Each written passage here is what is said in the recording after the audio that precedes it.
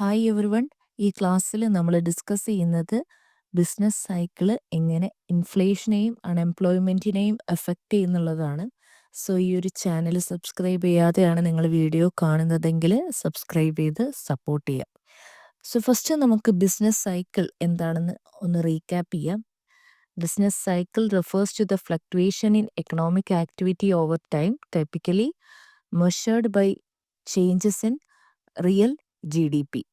It includes period of expansion, that is growth, and contraction, decline. Business cycle എന്നത് എക്കണോമിയിൽ പതിവായിട്ട് കാണുന്ന ഒരു complete ആക്ടിവിറ്റിയുടെ fluctuation ആണ്. അതായത് രാജ്യങ്ങളിലെ ഉൽപാദനം, തൊഴിൽ, വരുമാനം എന്നിവയിൽ വളർച്ചയും താഴ്ചയും ഉണ്ടാകുന്നു. ഈ ഒരു സിറ്റുവേഷനെയാണ് ബിസിനസ് സൈക്കിളിൽ നമ്മൾ പറയുന്നത്. സോ ബിസിനസ് സൈക്കിളിൽ റിയൽ ജി ഡി പിയിലെ മാറ്റങ്ങൾ കൊണ്ടിട്ടാണ് നമ്മൾ ബിസിനസ് സൈക്കിള് കാൽക്കുലേറ്റ് ചെയ്യുന്നത്. ഇതിന് 5 സ്റ്റേജസ് ആണുള്ളത്. എക്സ്പാൻഷൻ, പീക്ക് അല്ലെങ്കിൽ ബൂം, റിസഷൻ, കൂടാതെ ഡിപ്രഷൻ അല്ലെങ്കിൽ trough, then recovery.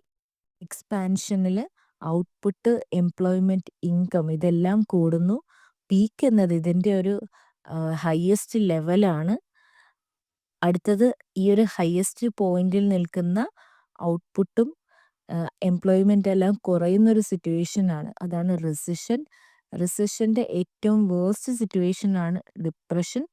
So depression ശേഷം എല്ലാം വീണ്ടും പഴയ ഒരു അവസ്ഥയിലേക്ക് തിരികെ പോകുന്നു. അതാണ് റിക്കവറി. ഇതിൻ്റെ ഡീറ്റെയിൽഡ് ക്ലാസ് ഞാൻ ഓൾറെഡി അപ്ലോഡ് ചെയ്തിട്ടുണ്ട്. ആ വീഡിയോ ചാനലിൽ നിന്ന് ചെക്കൗട്ട് ചെയ്യാം. ഇനി നമ്മൾ നോക്കുന്നത് ഇൻഫ്ലേഷനാണ്. എന്താണ് ഇൻഫ്ലേഷൻ എന്നുള്ളതാണ് ഫസ്റ്റ് നോക്കുന്നത്.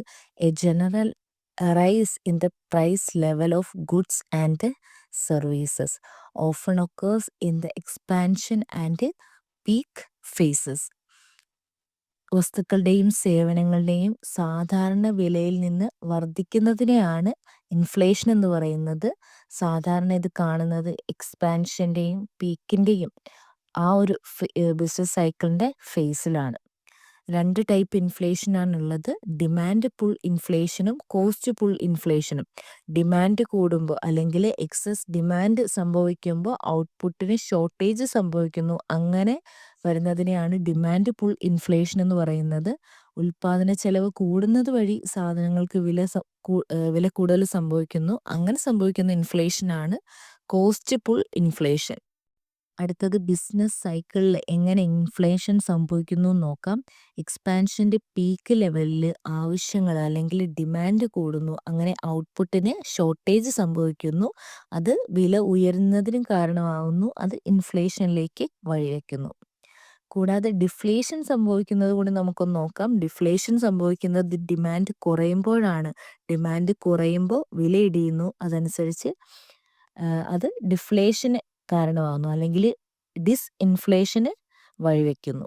ട്രഫ് അല്ലെങ്കിൽ ഡിപ്രഷൻ ഫേസിലാണ് ഇത് കൂടുതലായിട്ട് സംഭവിക്കുന്നത്. ഇനി നമുക്ക് അൺഎംപ്ലോയ്മെൻറ്റ് എന്താണെന്ന് നോക്കാം. തൊഴിലിനായിട്ട് ശ്രമിക്കുന്നവർക്ക് തൊഴിൽ ലഭിക്കാത്ത ഒരു സിറ്റുവേഷനാണ് അൺഎംപ്ലോയ്മെൻറ്റ്. ഈ situation where people willing and able to work but cannot find jobs. Unemployment തന്നെ പല ടൈപ്പ് അൺഎംപ്ലോയ്മെൻ്റ് ഉണ്ട്. Cyclical unemployment, frictional unemployment, structural unemployment and seasonal unemployment. Business സൈക്കിളിൽ ഏറ്റവും ഡൗൺ ടേൺസിലുള്ളതാണ് സൈക്ലിക്കൽ അൺഎംപ്ലോയ്മെൻറ്റ്. ചെറിയ ഇടവേളകളിൽ കാണുന്ന അൺഎംപ്ലോയ്മെൻ്റ് ആണ് ഫ്രിക്ഷണൽ അൺഎംപ്ലോയ്മെൻറ്റ്. സ്കിൽസ് കുറവായതുകൊണ്ട് അല്ലെങ്കിൽ ലൊക്കേഷൻ്റെ പ്രോബ്ലംസ് കൊണ്ട് വരുന്നതാണ് സ്ട്രക്ചറൽ അൺഎംപ്ലോയ്മെൻറ്റ്. കൂടാതെ സീസണൽ അൺഎംപ്ലോയ്മെൻ്റ് എന്ന് പറയുമ്പോൾ സീസൺ വൈസ് ഉണ്ടാകുന്ന പ്രശ്നങ്ങൾ കാരണം തൊഴിലില്ലായ്മ സംഭവിക്കുന്നതാണ് സീസണൽ അൺഎംപ്ലോയ്മെൻറ്റ്.